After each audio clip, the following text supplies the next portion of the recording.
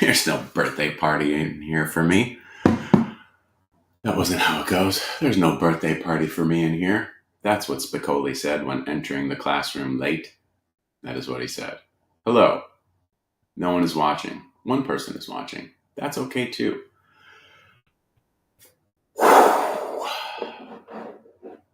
It's been an interesting week.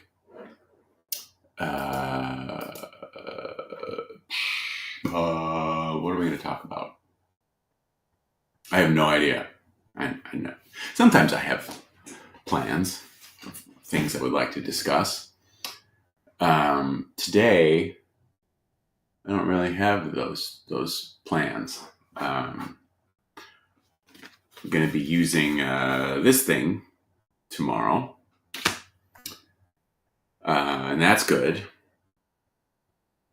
Going to Korea, check out the factory, see some other stuff.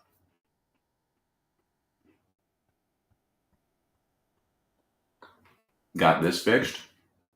You're welcome. What else?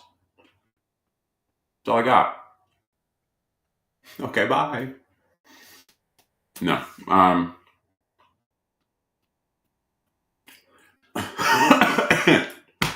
Oh, I just wrong piped myself. See this? This is what the people tune in for. Sure, let me drink something while I'm joking.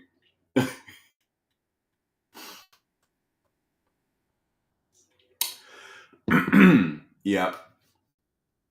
Yeah. Boy. Thank you, Joe. I hope to do that as soon as I'm done choking to death. Toast, man. Who thought toast would kill you? I mean, I'm not dead yet. Just inside. Just inside. Are you okay? Wrong pipe to myself on camera, so that's fun. Gave himself the wrong pipe. Mrs. Sully is concerned, as we should all be.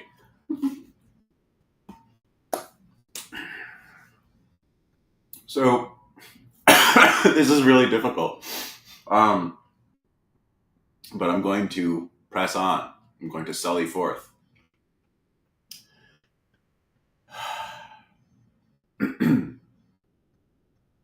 Yeah.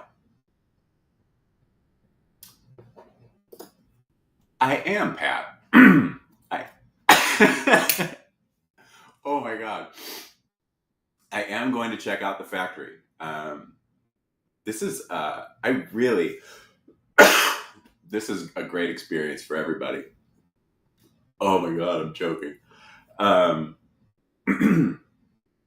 am going to check out the factory. This is something that I've wanted to do for the entire time that the conspiracy series has been a thing. It's also been one of those things where it's like, oh yeah, I'd like to do that, but I don't know when I'm going to get around to it. And then I decided that the time now is the time for living. Now is the time to do things. So that's what I'm going to do. So I asked them to, have my guitars, I guess our guitars, available so I can see them. It's fun. Okay, I think this is getting a little a little better. I think that like going on a tour of the factory would be cool in any capacity. But if I was going to go, I would like to see my stuff there, and and it was just kind of one of those things. I'm just like, you know what? Let's just go.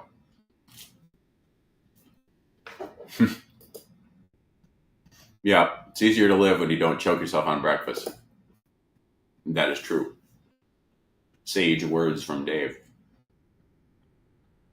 So yeah, so I'm leaving tomorrow morning, and I think the flight is like 4 days long. And no, so I leave tomorrow morning, Sunday. When I arrive, it will be Monday afternoon in Korea, and and then I will go visit the factory Tuesday and Wednesday, and then Thursday, um, just doing some other stuff, seeing some other things. Man, I'm really sorry. I mean, I could stop this. I mean, there's really three of us here, so it's fine. Um, so yeah, Thursday there are some other things I'm going to see. um, might meet with some potential dealers over there, which would be good. And I fly back Friday, and then I arrive home late Saturday afternoon. So that's, oh my God, this is so bad. Um, that's what's going on.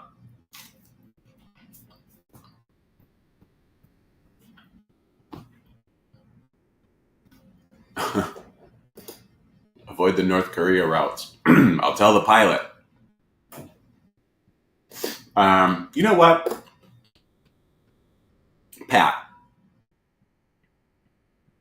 Pat, one thing you may not know about Pat is an amazing content generator.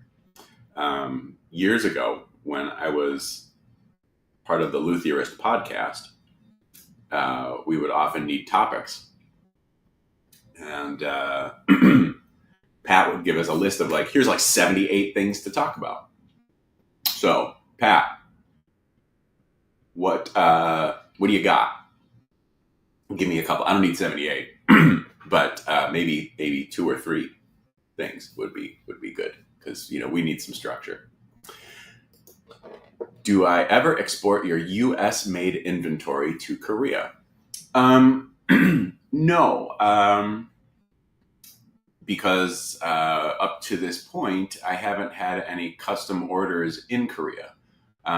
Closest I've got is Japan. There are a couple of Sully guitars in Japan. So, definitely something I would like to do. Um, yeah, I'm happy. Look, I'm happy to send them anywhere anybody's interested, especially this year. Because, like, kids, I'm not gonna lie to you, this year has been rough. But yeah. So now is a great time to order a Sully guitar. We are doing 20% off custom orders, any in stock US stuff. And then the 622s, since they're priced pretty low compared to the customs, you get, instead of plain roasted maple being an upcharge, it is included. So now's a good time. Ooh, here we go. Current thoughts on the Dean and Gibson lawsuit being redone. Ooh, my current thoughts are I had no idea. No idea. I'd love to bring Pat on camera and we could kind of discuss this, but yeah, I didn't know. So maybe I'm surprised. I don't know if I'm surprised. I guess these days you can't really be surprised about much.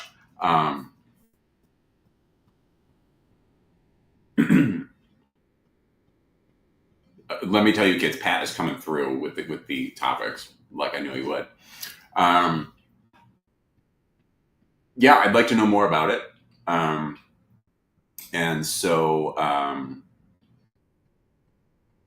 yeah, I guess I'll have to find out somewhere. Where's this being reported?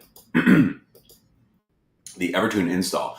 So I've done like a preliminary install. So I've got two guitars that are back from paint right now that are in the assembly process. Uh, well, I've got two Evertune guitars. One is available. It's a 624 hum single. It is in like this amazingly great shade of green. It's a Fiat color. It's kind of like if you could imagine like sage, it's like sage green, but as a pastel, which I guess sage green is already kind of pastel. It's very creamy.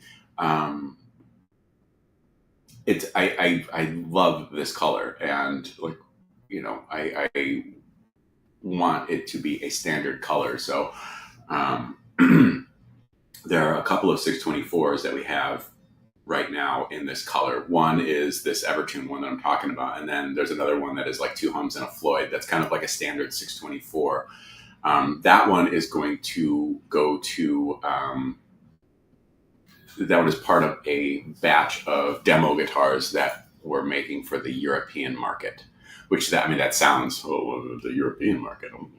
Um, Basically, with the distributor that we're beginning to work with, they need demo guitars to go to the stores and say, hey, check these out. These are rad guitars that you should have in your store. So I have to make those rad guitars for them to take. So the other Evertune guitar is a Stardust, and before the guitars went out to paint, I did string that one up. Because I wanted to make sure that everything fit. And, so I try not to make problems for future Sully. I say that knowing that I have made some very large problems for future Sully. But as it relates to guitars, I look at paint, or like the paint prep stage. It's like, okay, this is your last chance to kind of address any potential anything. And you could say, well, you've made more than like 8 guitars. Shouldn't you have your shit together? Valid question. But,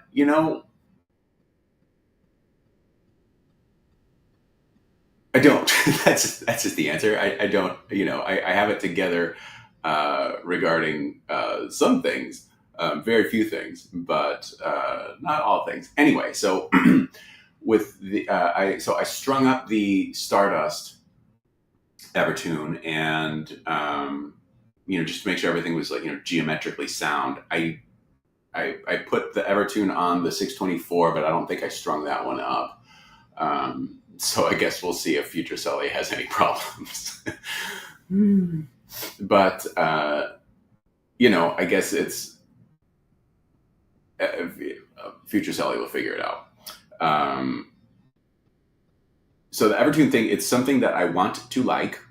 It is definitely an unknown thing for me. I have very limited experience with them. But it is something that I want to just, kind of get. I look at them as like how some people just really don't like, oh, I don't want to set it up. Same as some people or feel about Floyd's. It's like once you kind of, once you get used to them and acclimated, it's fine. And I'm trying to incorporate that into all kinds of tasks and things that I don't like doing. Like eating broccoli. No, still not gonna. I'm not ready for that yet. But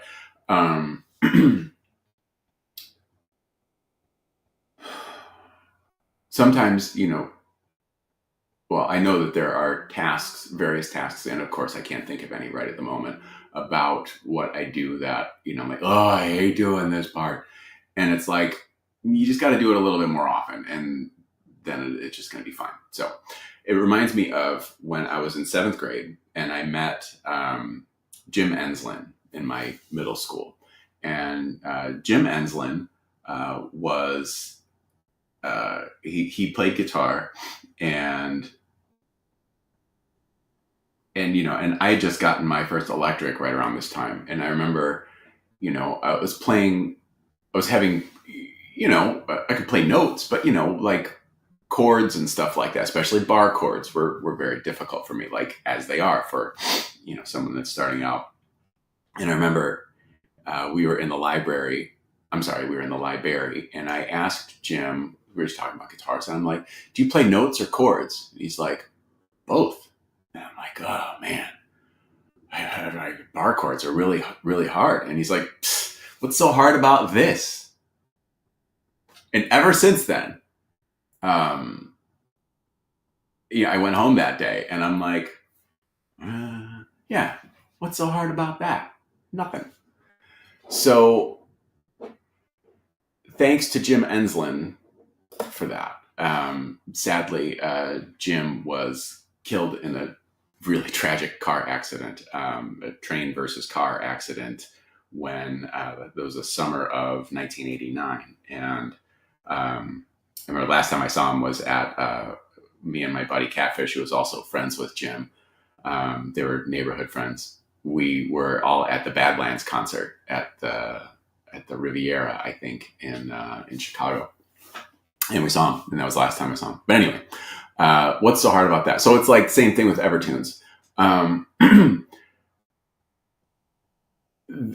Like the what I found is like, the cavities that you have to route and all that stuff, like getting it in there and like all kind of snapped into place, I would prefer to do on guitars that are going to be aged, because it's a little bit, it's a tight kind of thing. So also learned that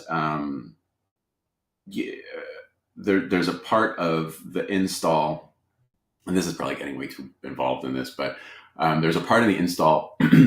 There's a cavity that you have to make on the back, and it's very shallow, and that's where the like the spring retainer kind of goes. And it's really just like a little bar that just sits across the top of the back cavity, and it just holds everything kind of in place. And so you route this down to 1/16 of an inch, and everything looks great, and then it gets painted. So then all of that gets kind of filled with clear coat and what have you. So I needed to make like a little oversized template. Like yesterday was doing a lot of odds and ends of stuff, that like things that we needed. I'll get to that in a minute. So I had to make a little template and just kind of route that part clean again, and kind of make it look like it was meant to be that way, which I did. And so I need the tuners for those guitars. Actually, I think they're going to show up at my house today or maybe tomorrow, but then I'm not going to be here tomorrow. But so those guitars, after I get back, at least the Stardust, because somebody owns that's got priority to get assembled. It's a fun pink fuchsia kind of sparkle color called Fruit Punch, which is just fun, and I like things that are fun. So it's going to be a pretty cool guitar. That's the Evertune thing. Any specials planned that you can hint at in future runs? Yes. I'm going to say this. I don't know why I had to announce that I'm going to say something. I can just say something. So like around July 25th or so, the members of the mailing list are going to get an email with a link to where they can pre-order the next batch. This next batch is going to be a new direction in how I'm going to test this out. The thing that I would like to do as far as the runs go is to make them more regular, not just one a year. And one of the challenges in doing these runs is figuring out what the models are going to be. Because, like, quite frankly, trying to figure out what you kids want to buy is a tough nut to crack. And I need to crack that. So this next batch, fewer models. There are no options with any of these models. I know this is sounding real great, right? Fewer choices and fewer choices. However, I do. So I know what they're going to be. I have the mock-ups. It's going to be cool. These are all based on customs that I've built over the years. And while they may not be exactly identical, they were inspired by those customs. And I think that is something that I want to do in future runs.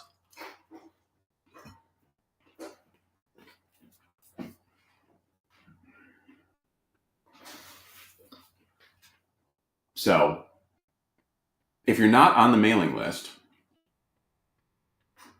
please consider joining it. You can do so just at sullyguitars.com. There's a link above, at the top of the banner that you can sign up. I don't sell your stuff. I don't spam you. I mean, yeah, I'm going to tell you when stuff is available for purchase because I'm trying to be a for-profit business. But I'm not going to email you every week. I'm not going to email you every day. I'm not even going to email you every 2 weeks. You'll probably get one a month. Sometimes a little bit more, maybe two, sometimes none. You get the point.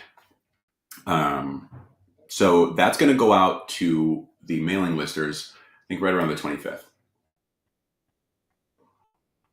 I will say that these things, wait, I wonder if this will do this. Wait, hang on.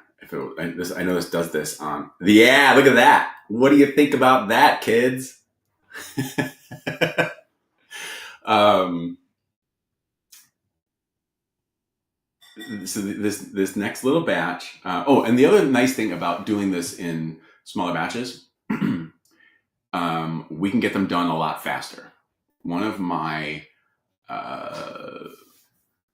the things that I would prefer to have happen is to get these things made a lot quicker. I understand that the factories that I use are, busy serving other larger customers, so they fit me in where they can. And I was very fortunate to get this current batch bumped way up because when I was asking for turnaround times earlier, months ago, they slotted for like fall of this year. So we want things faster because, the other thing too is like, I don't like people having, stuff tied up. I want to place the order. I want to get you the guitar as fast as I possibly can. So doing this way just might facilitate that sort of thing. So there's a very good chance that this next batch that we'll get, like I said, rolled out to the mailing list near the end of this month and then open public wide in like August 1st-ish. There's a very good chance that those guitars will be here before the end of the year. And that's something that I'll be talking about in Korea in a few days. So, microwave's done. Now, I hope, yes. This is also something that I have been doing, at least, having conversations about, because this next batch is really going to feature that exact thing. Dave, I appreciate it. That's very kind of you. I know that, I'm not buying guitars right now. So I get it. And I hope that we can make something happen. I will do my best, pal. If it was easy to lock in and replicate every one time, well, yeah, it's true. My goal is to, make these things a lot more consistently. Checking in from Fort Wayne, Indiana. A trip to Sweetwater. Well, tell them that they should carry Sully guitars and kick them in the shins until they decide to agree. Newfound positivity? Where did that happen? Oh, trust me, I'm still miserable and dead inside. There's never going to be a Bigsby. At least not under Sully guitars. Wait a minute. Am I foreshadowing something? No, I'm not. Trust me, I don't have time to start another guitar company. Good morning. Catfish, were you here when I was chatting about Mr. Enslin? Anyway. Rave. Like BC Rich Rave. Remember those? The beginning of the race to the bottom for BC Rich? Maybe not the beginning. I don't know. I think it probably was. Or, wait a minute. Or are we talking about rave styling products? Because I can't in good conscience recommend those. Good morning, John. You'll be glad to know that young David was scraping the binding on your body yesterday. I have to drill the output jack hole, and we can glue that neck in. So your guitar is going to be ready for paint very soon, and that is exciting. We've got a bunch of trellis going right now. We've got John's, which has a quilt top that would make you go, holy crap, that's a really nice top. Because you know what? It is. It better be, because it cost me $800. Quilt's expensive, kids. So we got that one, and then Nico has a trella that is going to be like a cool kind of like an olive green with some gold, like that Stardust that we did last year. Kind of based on that. It's got tortoiseshell binding. That's cool. Making a trella for a demo guitar when I was talking about for our European distributor. Of course, there's going to be trellas at the NAMM show. But what will they look like, I wonder? Oh, I know.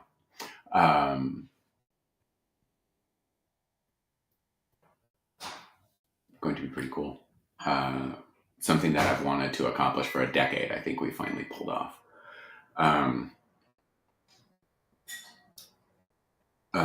We got a trella going for our buddy Chris in Hawaii. Got a few others.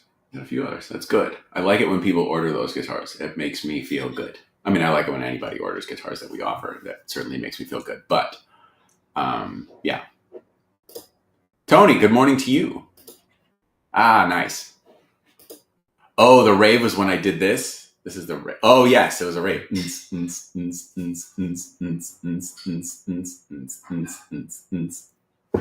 I like that. It's a horns dance party. Oh, wait, there's a double thumbs up. We'll also should do fireworks. There we go. What do you think about that? These are things that I learned with a FaceTime conversation with my good pal, DJ Nelson. Hell yes, says John, and I agree. That was the dual thing. Yes, after the Badlands show, we were parched. And like any 17-year-olds would do, we went to Burger King and we each got 32 ounces of, is it Pepsi? Really? Did I really drink 64 ounces of Pepsi? Ooh. I know that makes Catfish happy. He's a Pepsi guy. I was not. But anyway, yeah, we were very thirsty. So what quenches your thirst like 64 ounces? Is that a half gallon or is that a gallon? Like nobody knows. There's no way to know these things, but it was a lot. And so we drank those on the way home because we like to party. Um, yeah. So that's the whole like conspiracy series thing. Um,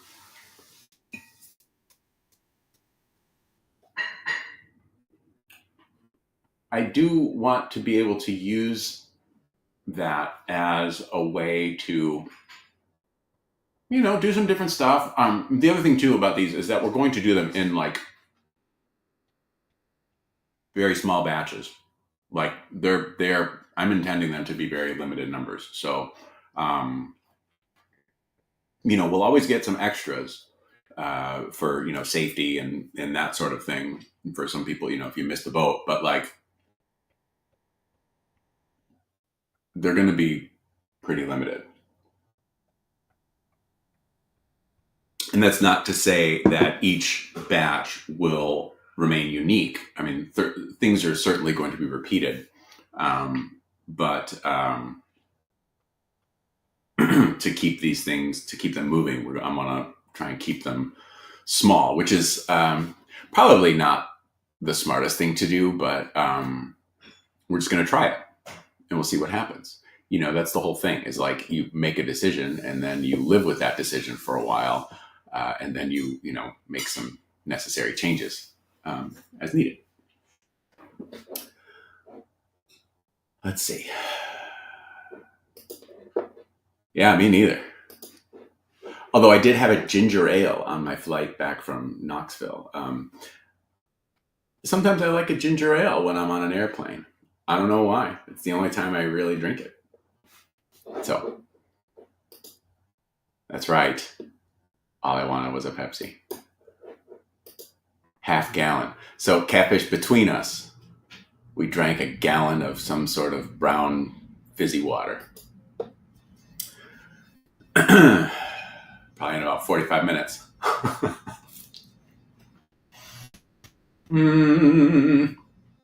What else? So yeah, right now we have a bunch of stuff in the assembly phase. I got a lot of stuff back from paint, and they all have oiled necks. So when you get something back from paint, there's a lot of cleanup that you have to do. Um, Cleaning out neck pockets, cleaning out all of like the holes, for bridges, screws, controls, things like that. Especially with flake finishes, which are a little thicker, just because you got to bury all that stuff in clear. It is it's a process that I'm pretty comfortable with, but it can be nerve wracking. Sometimes you're trying to do a little something or other, and then we see a little bit of a chip, and it's like, oh, no, and it's let me get that back in there. And also, like with bolt-on necks, the majority of them are oiled, which is my preference. I think it feels nicer. And so, before something goes to paint, we fit the necks into the neck pockets and like bolt-ons and stuff, just to make sure that everything is everything fits nice and snug. It doesn't have to be so snug you can like lift it up. I mean, like there's a lot of that was like a whole, and maybe it still is, like internet thing, like, well, here's how tight my neck pockets are, and it's like we press it in and raw, we lift it up, and raw, the guitar is held up this way. And look, I'm sure I've been guilty of that too. But like on a set neck guitar, if you do that, guess what's going to happen? Not much, because like you need room for glue. I'm not saying you need 1/8 of an inch around the whole thing for glue, but you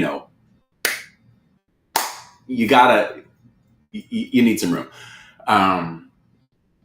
And so, so we fit the neck heels to their pockets, and invariably when they come back, some expanding and contracting may have occurred. So we need to, tweak some things, and that is a process that I like to do. That is a process that only I do. I mean, not in the world. I'm not the only person in the world that does it, but as far as under the Sully Guitars umbrella, that's something that I do. Um, and so there's a lot of got to resand the necks, and sometimes there's sealer that you've got to get out of the sides of the headstock, because like when you oil it, if there's some sealer that got carried over and that's in there, guess what's not gonna penetrate the oil, and you're going to see a little bit of a line and stuff like that. Um, and so, got to clean all that stuff up. And then the oiling process, the stuff we use, which is called Emmett's Good Stuff. And it is good stuff. Usually do about 3 coats. And I also found a wax that I really like. Put it really clean up down there. I mean, for the guitar necks. And it's a wax that they use on bowling alleys. And it's really good. And before I used to just kind of just oil it and leave it, but now we're like oiling and waxing, because I'm finding it. I like that a little better. So that's cool. So that that process takes some time. So I've got a whole lot to come back to. But like yesterday, I kind of mentioned this. Was like a bunch of odds and ends, and there's like there are bodies and necks. I'm like, okay, so this one's just about ready to go. I need to do a tweak here, or we need to, et cetera, et cetera. And so that was a lot of what we were doing yesterday. David was scraping binding and getting a bunch of trellis bodies ready for the next step, and so that's great. And I always forget pretty much what I'm doing the day after. I always forget like what I did the day before, but so I'm a little hazy because I'm like, okay, I know I made that routing template for the Evertune, and I routed the 2 Evertune bodies, and then we were making a bunch of control cavity covers on the laser, and our laser, you know what, the laser could kind of fall under that umbrella of like, we hate using the laser, and I think it's because like the settings. The thing that I like with the CNC is like, you get your tool pass, you get all your stuff, you make the thing. I mean, you may need to change some like bit feed rates and stuff for different woods, but like pretty much it's not going to change. But like if you have 2 different types of acrylic, 2 different colors, they all seem to, the settings always seem to need tweaking. And whereas a CNC will be, pretty precise, the laser, if you're cutting something out, like a control cover or something like that. I mean, like, it's, we have a decent laser, but like, it's probably not accurate to within like 5/1000ths of an inch. And, if you got a control cover that you're trying to put on, and it's just a huge hassle. So I think we've kind of found an offset that works-ish, that works well enough, at least. So like I know, so like I can take the control cavity cover drawing in CAD, and then I send a version of it to Adam so he can laser it. I know that if I offset it by a certain amount, that should pretty much work for most of them. That kind of takes it's the amount that kind of takes most finishes into consideration and still works out okay. You might still have to do like some handwork to it, but for at least it seems to be maybe a little bit more repeatable, which is good. Because like I know some companies, like I use Jackson as an example, they route the recesses for their control covers after paint. I understand why, because you can guarantee a fit and all that stuff. And the nice thing is that if they chip the finish out, they've got a whole team of people that can correct that. Whereas I don't really. So I don't want to route into painted surfaces when I can avoid it. Sometimes, like I said earlier, with the Everton thing, I did need to do that because, because. So, yeah, because like if you think about like a finish, and this is something that that was shared with me. If think about a finish as like saran wrap over, or like a when you get stuff at the grocery store, if it's like you get, I don't know, something from the meat counter maybe that's shrink wrapped, you know, or like if you get some ground turkey, for example, it's got shrink wrap and it has this cover, and when you cut that with a knife, you lose you break that seal. And while yes, I agree that the finish should, if it's nitro, they'll melt into each other. If it's catalyzed urethane or polyester that relies on like a chemical cure, you need a tooth. You need a rough surface for the new thing to kind of bite into and lock into. And when I say rough surface, I don't mean like sand it with 80 grit. Rough is relative. You just need some.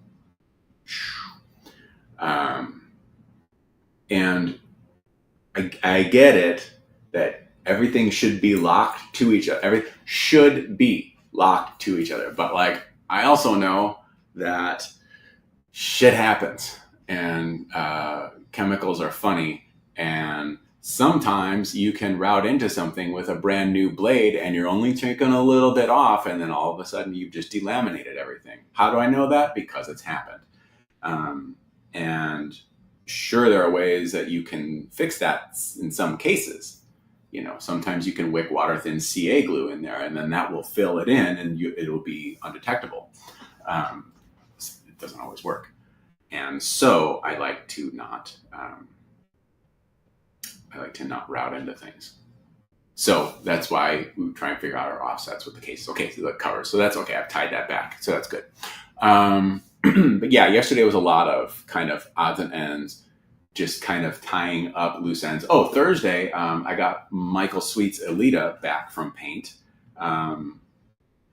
I did a live Instagram that I turned into a reel, so you can see I was scraping a little bit of binding on it, scraping the clear coat off of the fretboard binding. So that one is strung up, wired up. That one, when I was talking about not making problems for future Sully, that one had problems for future Sully. That future Sully, well, I guess future Sully was present Sully on Thursday. Had to sort out a fair amount of things.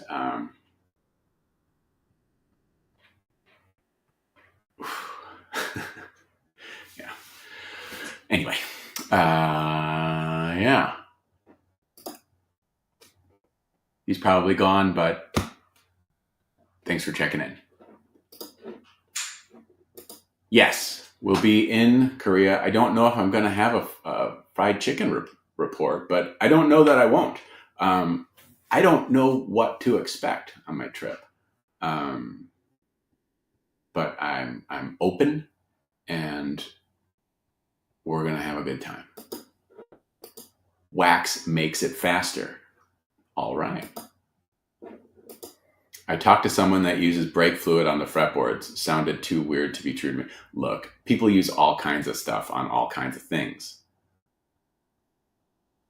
There's probably somebody out there that uses peanut butter as lube. I'm not judging. But why? Here's the thing. There are products that are made specifically for certain tasks, right? I know people that like to use olive oil on fretboards. I wouldn't do that, because, that stuff can go rancid. And I'm not saying that the person that uses olive oil on fretboards is like soaking it in a vat of olive oil. But if there are things that are specifically made for that task, why not use them? And this is a big blanket statement. Um, and sometimes you just got to make do with what you've got, because maybe you can't get the thing for whatever reason. Maybe it's not available in your area, or maybe it's too expensive. I get it. Um, Before I got, for years when it came to making my guitars, I got really far with like a drill press, a bandsaw that I got for $75 on Craigslist, uh, a 4-inch jointer, um, and like a router that would be chucked in the table or put in a plunge bass. I got pretty far with just those things. Before I had a planer, I would glue the bodies up, and then I would either go to there was a cabinet shop near me, or like one of my local wood suppliers. They had a big belt sander, so like I'd glue the stuff up, and then I'd bring a stack of bodies or tops or whatever, and they would be nice enough to just kind of run those things and sand them flat. So like, you know, do what you can and use what you have, but like, why do that? I mean, I've heard of people using WD-40 on fretboards. There is a mentality of, like, oh well, why would I get that thing from StewMac? I can make it for $25, and maybe you can, but like your time is probably worth something, or maybe it isn't, and maybe some people just, some people are going to get really bent with what I'm saying, and so I need to say that I'm not judging. Well, maybe a little, but like, there's nothing wrong with, saying, oh well, I can see what that tool does. I have this. I can modify this to accomplish the same result. In theory, that's fine, but like, why do that? That makes no sense to me.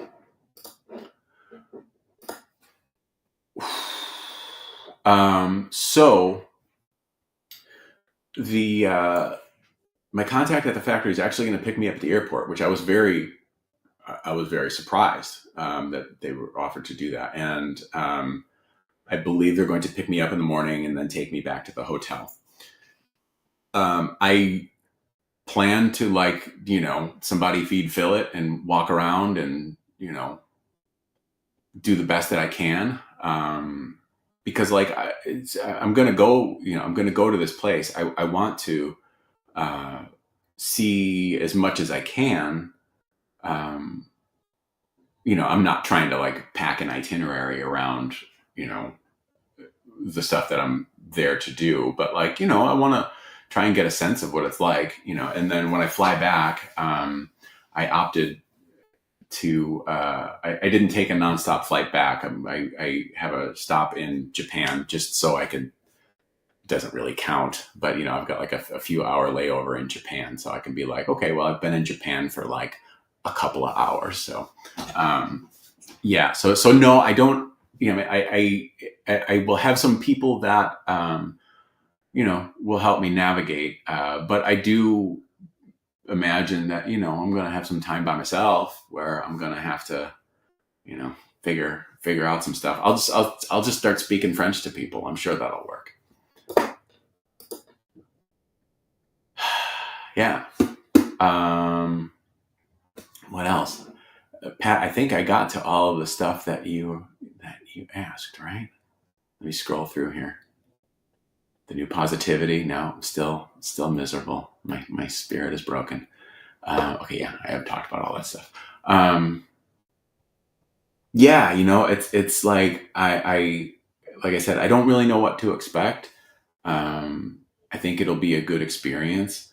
I am not feeling great about how I'm going to feel on a flight for that long. But I'm gonna have to make sure that I get up and stretch and stuff like that. Stretch, kick, and stretch like Sally O'Malley. Yeah. Yeah, there's probably one on my phone as it is. Yeah, so there's a new show on Apple TV Plus that came out maybe this week, last week, called Sunny, and it's with Rashida Jones, and she is in Japan, and uh, they in this movie they all have like a little earpiece that connects to like some sort of device that you know um, the person speaks Japanese and it automatically translates. And I can't imagine that's a real thing, but well, what if it is? Maybe that is a real thing. I don't know, but it made me think of like, oh yeah, I could probably use one of those. But really? That's pretty good. I would like to come upstairs and see your grapefruit collection. That's pretty good. Uh, yeah. So today, I have to take these cases. Damn it, I'm never going to get that job as a weatherman. I got to take these cases to the shop. I guess I don't really have to, but I would like to get them out of here. So, um, and then I got to think about this trip and kind of prepare myself for it. Make a packing list. Things that you do. I am one of those people that is like, this is a super meme worthy, dad trait where it comes to getting to the airport early. I am a get to the airport early person. Oh, Liz Lemon came on. Liz Lemon, you were on the internet for a minute. That's why she left. She doesn't like to be seen. She was in the witness protection program.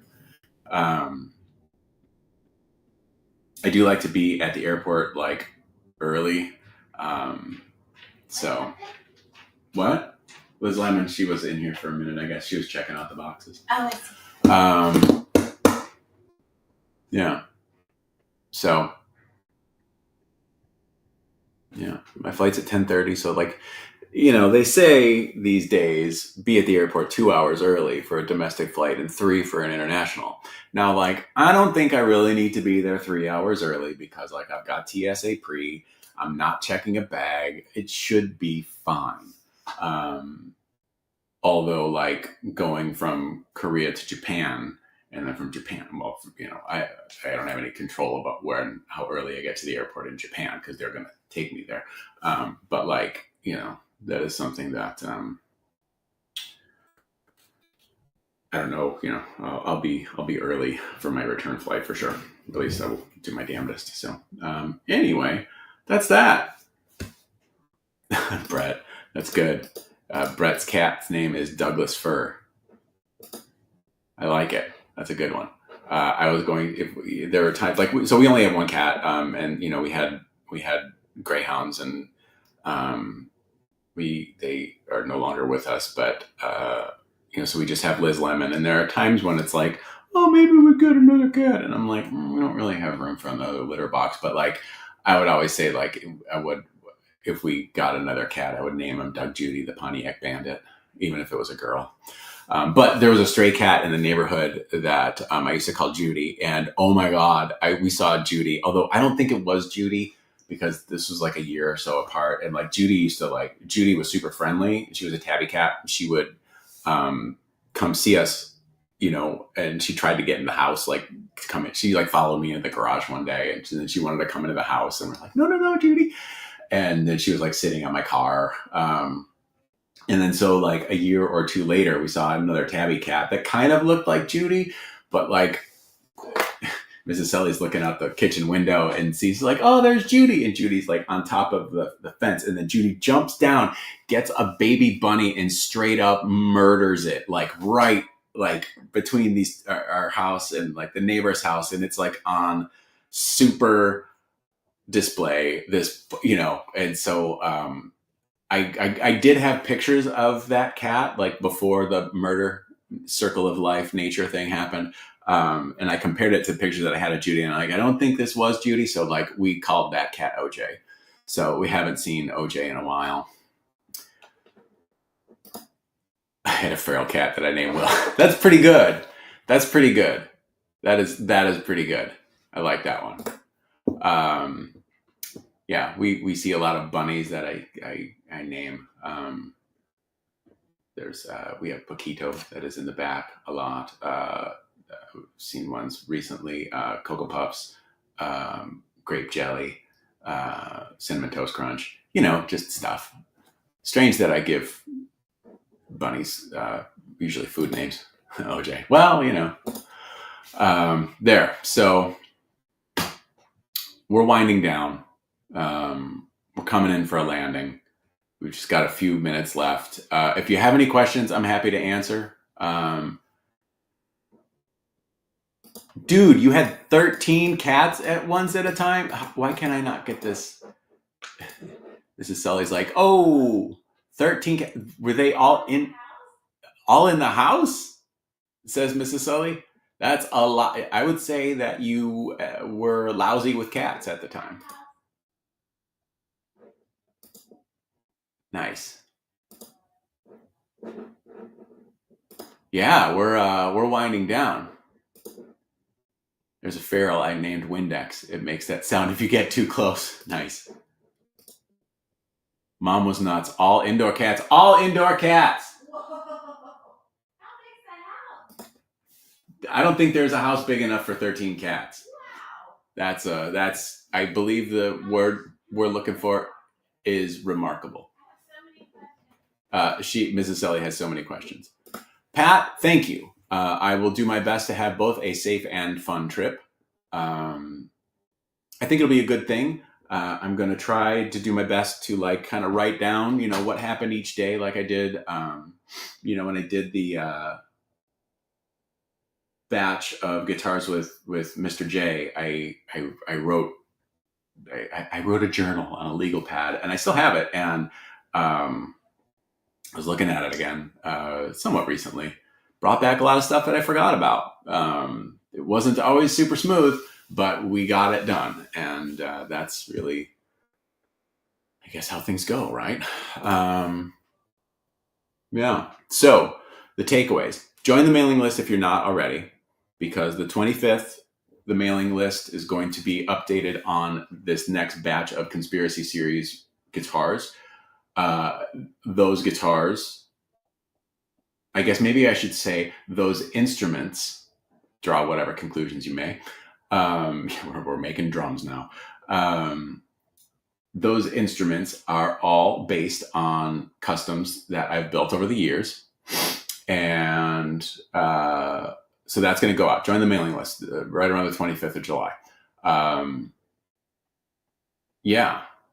Michael's guitar will be wrapped up soon, and that'll be going out with them on tour, I think, in late August, early September. Doing what I can, people. Thanks for watching. I hope you have a lovely day.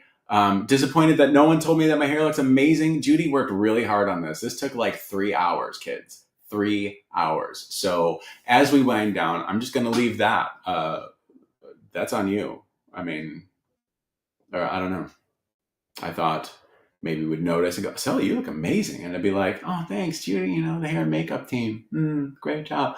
Nobody said anything. But, I appreciate the well wishes. So I don't know why I try if nobody bothers. But it's fine.